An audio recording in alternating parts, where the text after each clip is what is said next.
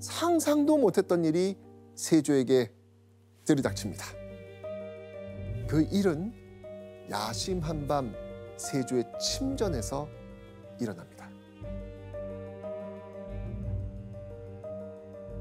잠들고 얼마 후 세조가 갑자기 인기척에 놀라 눈을 번쩍 뜹니다. 자꾸만 느껴지는 시선에 주변을 이렇게 보는데 누군가 머리맡에서 물끄러미 세조를 내려다보고 서 있는 거예요.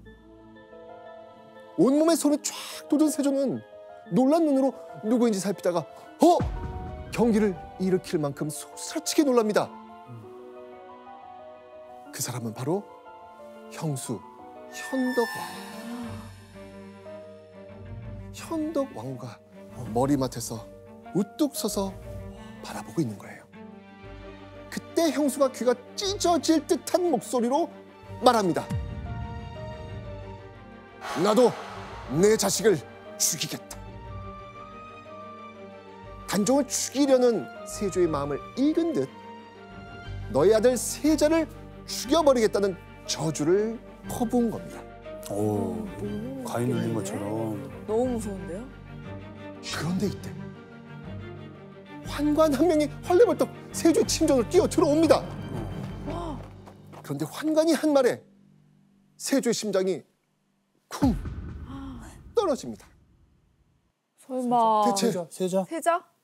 세조 아들이 지금 위독하다. 세자가 위독하다는 겁니다. 와. 세조는 세자가 있는 동국으로 헐레벌떡 뛰어가 문을 펄컥 열었습니다. 와. 그런데 세조를 맞이한 건 세자의 싸늘한 죽음이었다고 합니다.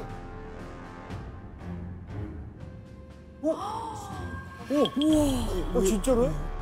사실이에요 이게? 자, 이렇게 현덕왕후가 꿈에 나타나 세조에게 저주를 퍼부은 후 세자가 죽었다는 이 이야기. 이야기는 야사, 연려실 기술을 통해 전해지고 있습니다. 자, 그렇다면 야사 속 이 이야기는 사실일까요? 그러니까요.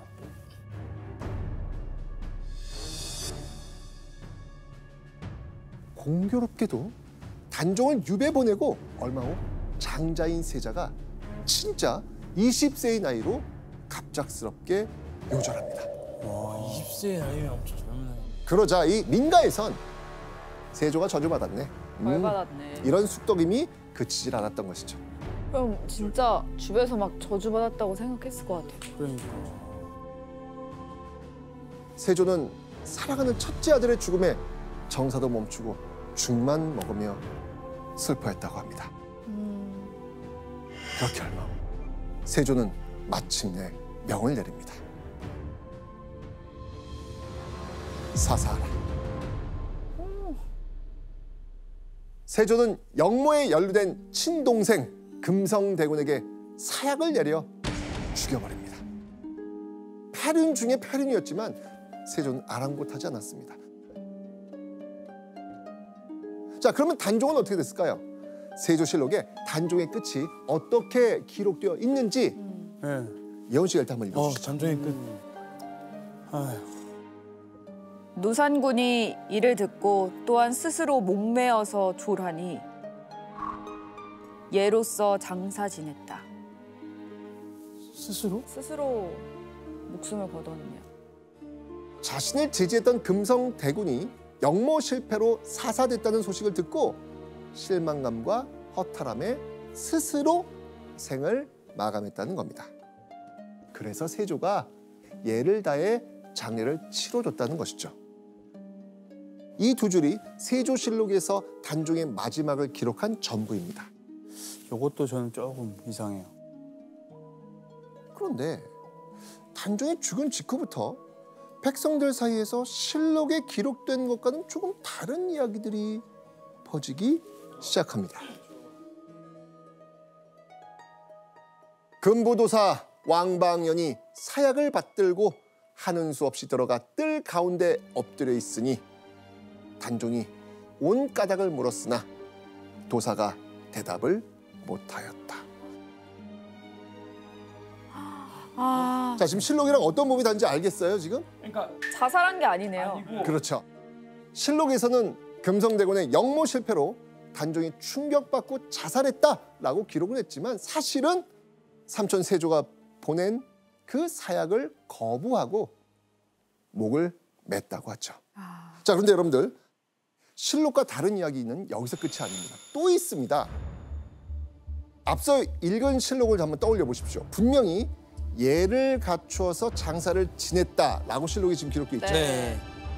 근데 영월 백성들은요, 모르는 소리, 단종장님 안 치렀어 라고 입을 모아 얘기합니다. 에이 설마. 연려실 기술에 따르면요, 이 단종의 시신은 강물에 던져졌다고 전해집니다. 강물. 그때 시신은 흘러가지 않고 계속 강을 맴돌았고 단종의 가냘픈 10손가락이 수면 위에 둥둥 떠 있었다는 겁니다. 백성들은 그런 이야기를 듣고 또 전하면서 어려서 왕위를 빼앗기고 죽은 단종을 측은하고 애틋하게 여겼겠지요. 그럴수록 세조에 대한 비난이 커지고 민심은 나빠질 수밖에 없었습니다. 그래서 세조는요, 단종과 금성대군을 왕실 족보에서 파버립니다. 왕실 족보에서요? 네. 아예 없애버리겠다라는 거네요. 네네네. 만고의 역적으로 낙인 찍고 왕실에서 언급되지 못하게 한 겁니다. 자신이 정통성 있는 조카를 쫓아냈다는 그 꼬투리를 잡히지 않기 위해 철저하게 단종의 흔적을 지워버리려고 했던 것이죠. 와 근데 세조는 정말 없앨 짓을 많이 했네요. 네. 그때 이야기로 다 못 들은 어. 정말 충격적인 얘기들이 너무 많이 네. 나오고 있어요. 뭐 보통 세조하면 그 영화 속 이정재 씨의 이미지를 생각하시는 분들이 많잖아요. 네. 진짜 세조의 모습은 어땠을까요? 아, 그러니까 문명이 발달해서 그때도 사진기나 핸드폰이 있었으면 그러니까. 기억이 됐을 텐데 뭐 알 수가 없어요. 세조께 없죠? 있어요. 있어요? 있어요. 있어요? 있어요. 자, 2016년 세조의 모습을 알 수 있는 그림이 발견됐습니다. 16년에? 네, 너무 2016년이요. 뜨끈뜨끈한 거 아니에요? 네. 자, 세조가 어떤 모습이었을지 지금부터 한번 공개하겠습니다. 우와.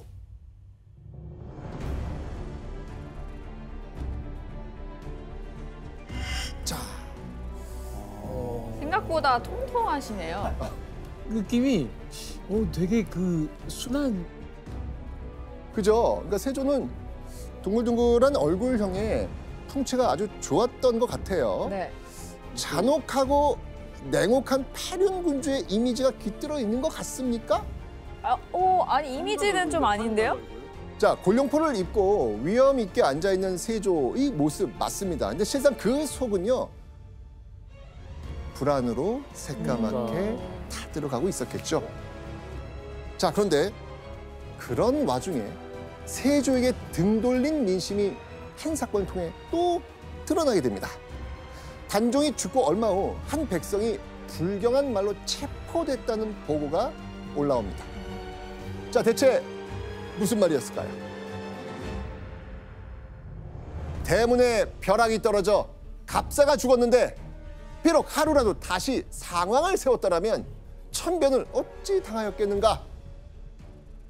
자, 이게 그 말이에요. 그러니까 어느 날 갑사, 즉 군사가 벼락을 맞고 죽는 일이 일어났나 봅니다. 그걸 본 한 백성이 단종을 다시 왕으로 단 하루라도 세웠더라면 이런 일 당했겠어? 라는 말을 했던 거예요. 그냥 다 싫은 거예요. 그렇죠. 뭐든. 그런데 문제는 이런 세조 귀에 거슬리는 소문이 재위 내내 끊이질 않았다는 겁니다. 금년에 농사를 망친 게 그 세조가 왕위로 즉위했기 때문이야. 게다가 둘째 아들도 첫째 아들처럼 일찍 죽을 거야. 라는 저주성 말도 있었습니다. 와. 아니 그러니까 이 글을 보면 그 당시 민심이 어떤지가 느껴지는 글이에요. 그렇죠. 관료, 학생, 승려 할 것 없이 다양한 계층의 백성들이 지금 세조를 탓하고 비난하는 거예요. 야 여론이 너무 안 좋네. 그리고 그런 소문들이 발각될 때마다 세조는 어떻게 했다? 진짜 그러한가?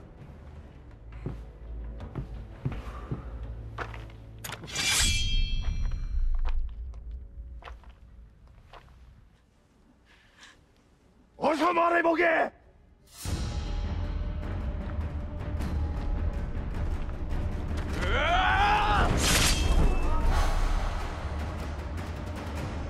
자신을 향한 불손한 말 세조는 용서하지 않았습니다. 이게 해결되는 게 아닌데 아예 그냥 귀를 닫고 신경 안 써야 되는데 또 이런 걸 엄청 신경 쓰는 성격인 거예요. 그렇죠. 근데 또 항상 악수를 둬 항상 선택을 잘못해. 네. 이미지 관리를 중시했던 사람인데 계속 안 좋은 일이 거듭되네요. 네. 자신에게 등 돌린 민심, 충성 서약을 받아도 이렇게 계속 튀어나오는 역적들 이런 게 계속되니까 세조의 불안감은 도통 사그라들 수 없었던 겁니다.